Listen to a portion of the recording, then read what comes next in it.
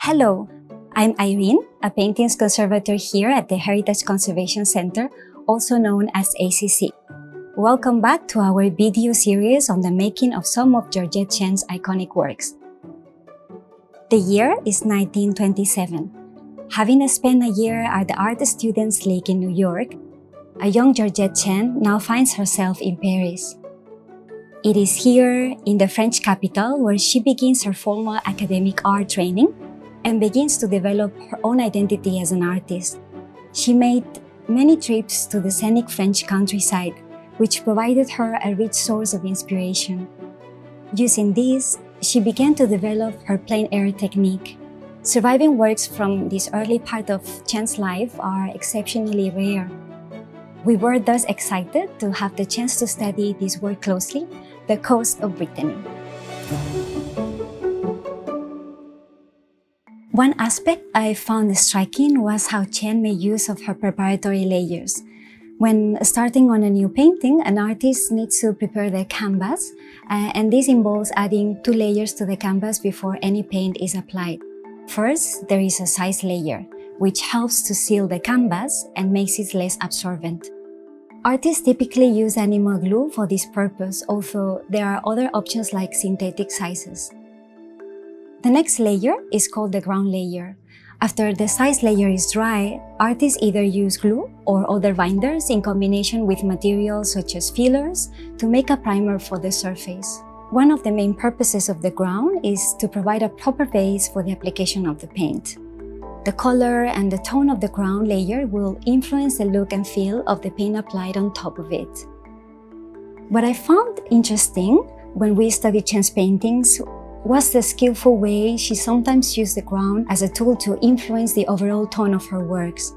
We found that she usually used a white ground, but we were very surprised to find some works with colored ground layers from her early years, like this work.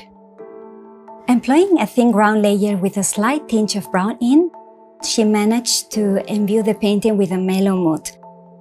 I was also surprised to learn that the warm tone Chen selected for the ground was so effective at blending with her neutral color palette that she even deliberately left several areas of the work untouched by paint. Take a closer look at the sky. You might think that the clouds were rendered by using a mix of white, light blue, and brown paint to create areas of light and shadow. But actually, Chen only applied very thin layers of white and light blue paint. To add depth and weight to the clouds, she actually allowed the brown texture of the ground layer underneath to show through. But this is not the only remarkable aspect of Coast of Brittany that we observed. In paintings conservation, one of the common techniques that we use is raking light. Raking light involves illuminating a painting from one side only at an oblique angle.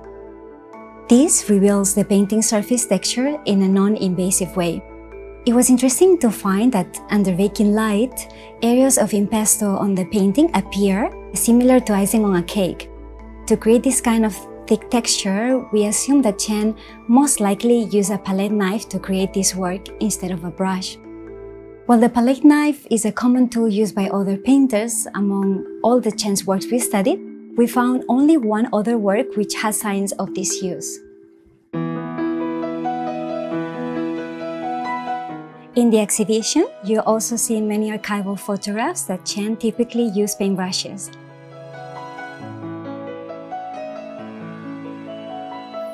These findings lead us to believe that Coast of Brittany is an interesting work by Georgette Chen indeed. Do check out this painting in the galleries when you are there to see whether you can observe some of these remarkable features. And join us next time as we share with you how Georgette Chen's style and technique develop as she matured as an artist, as observed through other key works.